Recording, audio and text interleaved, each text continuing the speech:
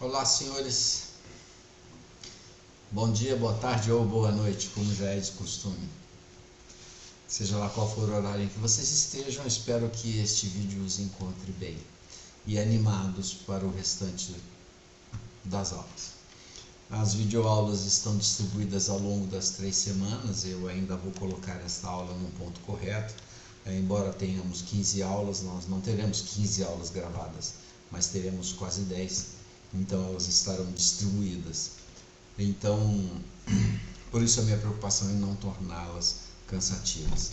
Eu tenho certeza que muitos de vocês agora estão perguntando: que gravata é essa? Muito bem, ela reflete o tipo de pessoa que eu sou. Eu sou um profissional muito antigo na área de educação, eu acho que toda a minha vida fui professor, desde até o momento em que eu não era professor. Eu fiz de tudo um pouco no meio da informática. E tantos anos depois, eu cheguei à conclusão que a única coisa que eu fiz verdadeiramente boa e completa foi ser um professor.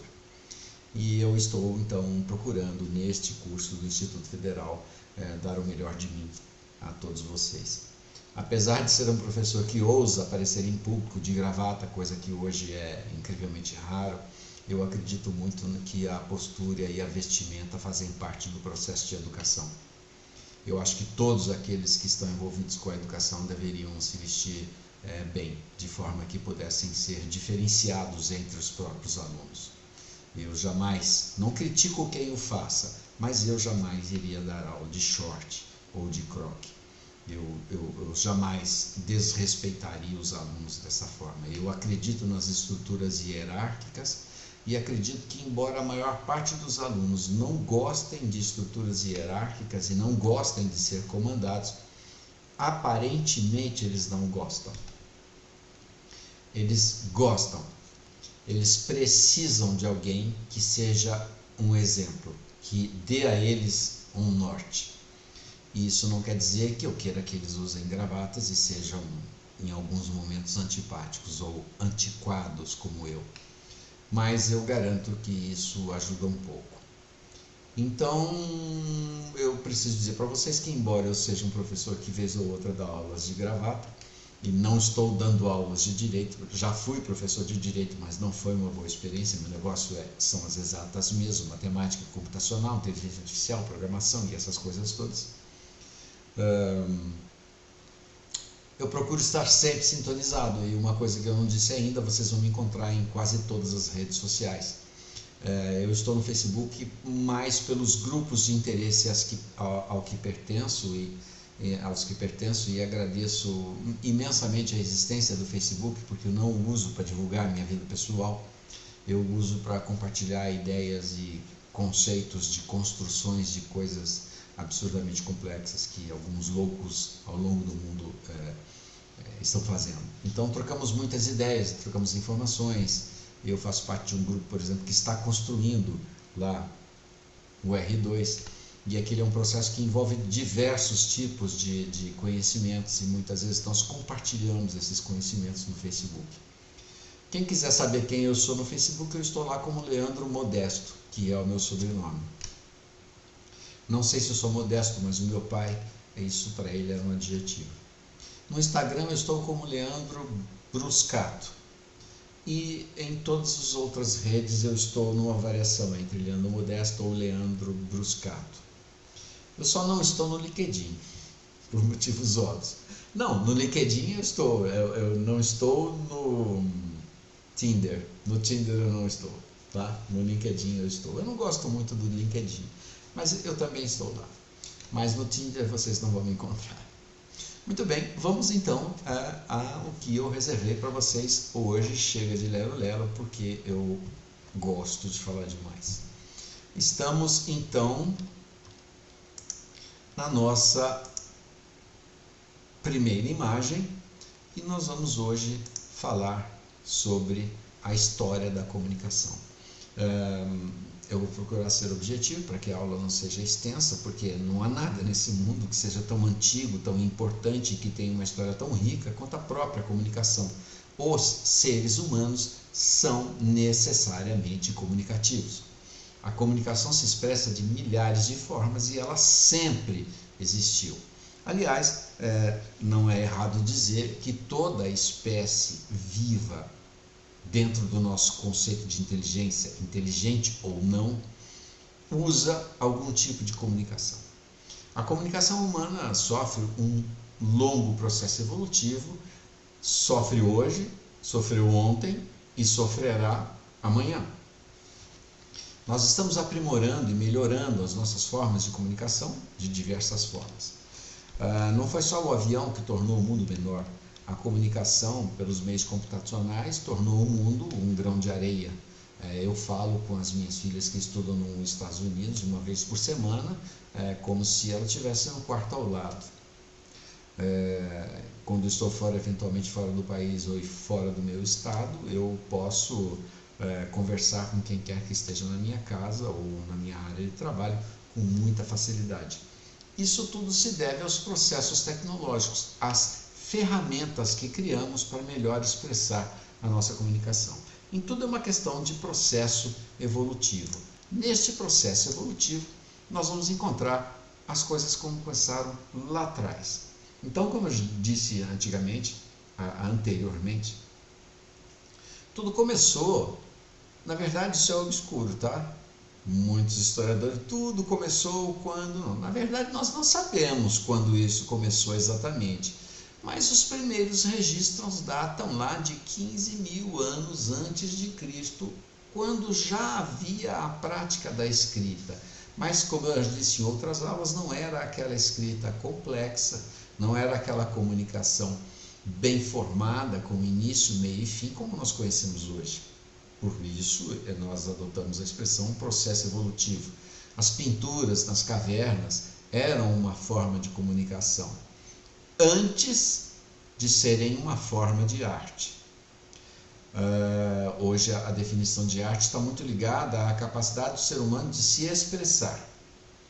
Na verdade, arte é aquele momento que você supera a capacidade de expressar de uma pessoa comum. Eu quero com isso dizer que jogar um balde de tinta vermelha na parede, rabiscar com os dedos e chamar aquilo de arte expressiva, moderna, quântica ou qualquer coisa igual, não é arte. Mas enfim, não é essa a história. Há 15.000 anos atrás estávamos já praticando uma espécie de comunicação, mas trocentos mil anos adiante, num verdadeiro salto no tempo, porque se eu esmiuçar o que aconteceu nesse período, nós não sairemos daqui. O que nos basta saber é que um dos principais meios de comunicação que realmente surtiram um efeito e permitiu que as comunicações fossem longe e voltassem de longe, aconteceu em 1875, quando Samuel Morse criou o telégrafo. Uma maquininha prática e simples que enviava mensagens a longas distâncias por meio do famoso código Morse. Ninguém usa código Morse hoje.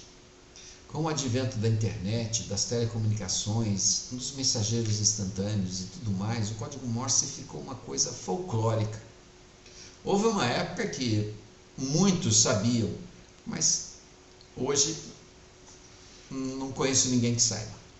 Aqui eu tenho uma foto bastante rústica, há fotos melhores na internet, mas eu quis pegar uma foto rústica porque dá para ver perfeitamente o quanto é uma máquina complexa e o objetivo dela era simplesmente transmitir conhecimentos, transmitir informações de longa distância. Então isso é realmente um grande avanço. Depois do telégrafo, nós temos, encurtando um pouco o nosso espaço de tempo, a história da comunicação é muito detalhada, mas estamos falando especificamente das ferramentas que construímos para melhorar a nossa comunicação. Nós não poderíamos deixar de falar da invenção do telefone. E uma curiosidade é que sempre dizemos que quem inventou o telefone foi Graham Bell em 1876, mas no entanto os Estados Unidos, num congresso específico para isso, deu a Anthony Meucci em 1860 a patente do telefone e toda a honraria de ser o criador deste conceito. O telefone mesmo revolucionou, ele não chegou a ser uma tecnologia emergente, ele chegou e criou uma disrupção. As pessoas podiam falar com o vizinho como poderiam falar do outro lado do mundo, mas nem sempre tudo era tão simples quanto nós conhecemos. Discávamos o número e falávamos com a outra pessoa. Às vezes, se você morasse numa cidade como São Paulo, para falar com uma pessoa que mora em Minas, você às vezes esperava por horas, porque você pedia para a telefonista para que ela fizesse o jump correto, para que a fiação pudesse se conectar, e você ficava aguardando o término daquela conexão, e tudo era muito lindo, porque afinal de contas, esperando, mesmo que fosse o dia inteiro, você ainda conseguiria falar com uma pessoa que estaria a 5.000 quilômetros de distância de você, por exemplo. Realmente uma invenção notável, disruptiva na sua natureza e que mudou a forma de nos relacionarmos, de negociarmos. Muito bem, caminhando um pouquinho mais adiante, nós temos um dos adventos mais expressivos que aconteceram em todos os anos passados, o desenvolvimento da televisão. Ela é uma derivação do rádio, só que por um artifício tecnológico nós conseguíamos transmitir imagens também. Então, a partir daí surgiu a televisão. Então, era uma forma de você ver coisas.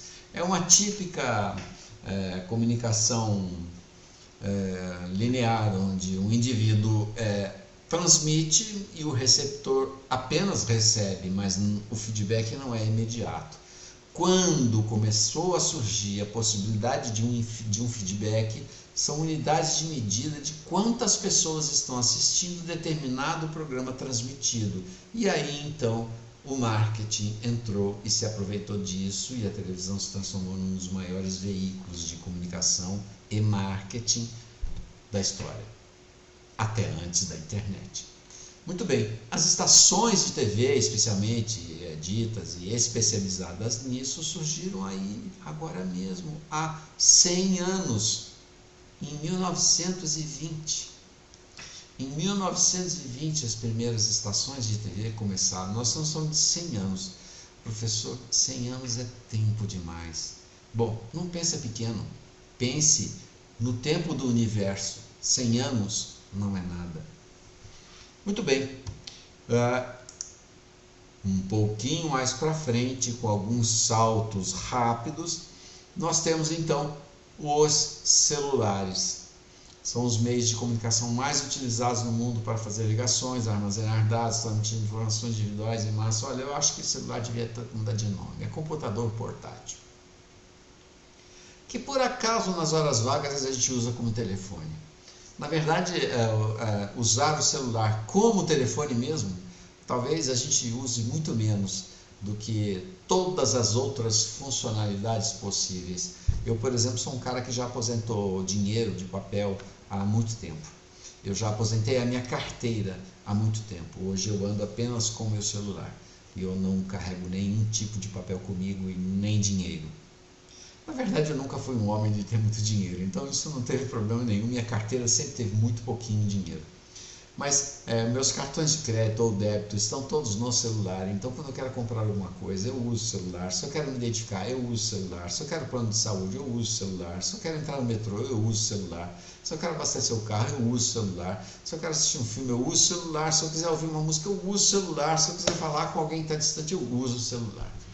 E se eu quiser saber sobre alguma coisa, eu uso o celular. Se eu quiser uma foto, eu uso o celular. Muito bem, somos todos ciborgues dependentes do celular. Não dá para viver sem este negócio. É um marco na nossa civilização. E posso perguntar para vocês agora, esta é uma tecnologia emergente, convergente ou disruptiva? Muito bem, ela é hoje disruptiva, porque quebrou centenas de paradigmas, mas também é convergente, porque nela existe a convergência de dezenas de tecnologias. Algumas foram um dia emergentes. Muito bem, o que mais temos pela frente? Isso aqui é repetido, voltou, porque ele tem medo de descer. Muito bem. Temos então nesse aspecto dois tipos genéricos de comunicação. A comunicação individual, onde o indivíduo se comunica com outro indivíduo dentro de uma comunidade. Talvez o nome não seja muito adequado por ser individual, mas na verdade ela é coletiva entre algumas pessoas. Mas temos mais que isso, temos a comunicação social, onde conseguimos atingir milhares de pessoas. Um exemplo disso é o próprio YouTube, quando um cara sem qualificação nenhuma tem uma ideia genial e grava alguns vídeos geniais para falar algumas coisas geniais e se torna até milionário. Eu tenho lá minhas dúvidas sobre como se ganha dinheiro no YouTube nesta quantidade, mas eu acredito que seja possível sim. Há algumas coisas que valem a pena ser vistas, mas inclusive contraditoriamente aquelas que não têm muita coisa a nos acrescentar em termos de evolução intelectual ou de uma informação mais útil, aquelas mais fúteis são as que fazem mais sucesso. Mas enfim, tem muita coisa boa no YouTube, tá? Tem muita coisa boa que vale a pena ser vista. Essa é uma comunicação social. Você faz alguma coisa hoje que pode ser vista por uma infinidade de pessoas. E isso, então, é uma comunicação social. Um pouquinho mais adiante, eu quero, quase finalizando, celulares, computadores, internet, estão todos dentro do mesmo saco, cada um à sua maneira, são meios de comunicação, óbvio, mas eu tinha que mencionar aqui, para que possamos linearizar e equalizar esse conhecimento. Celulares, computadores e internet são, cada um à sua maneira, meios de comunicação. Mas veja, como já disse, importante, celulares, computadores e internet são ferramentas.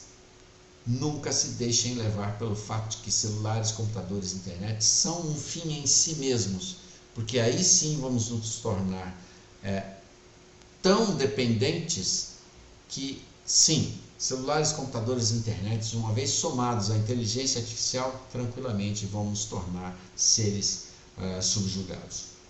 Muito bem, e agora um convite para refletir. Gostaria muito que vocês assistirem um filme chamado A Chegada.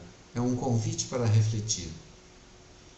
Uma ficção científica de qualidade, uma obra muito bem feita e que passou assim meio que silencioso dentro dos cinéfilos. Não houve muitos comentários, mas é um filme que vale a pena ser visto e que ele aborda de uma forma muito madura o principal problema que aconteceria se a humanidade estivesse em contato com uma outra humanidade, com outras formas de vida, já que a comunicação é uma consequência da nossa estrutura orgânica, da forma como pensamos e do meio em que vivemos.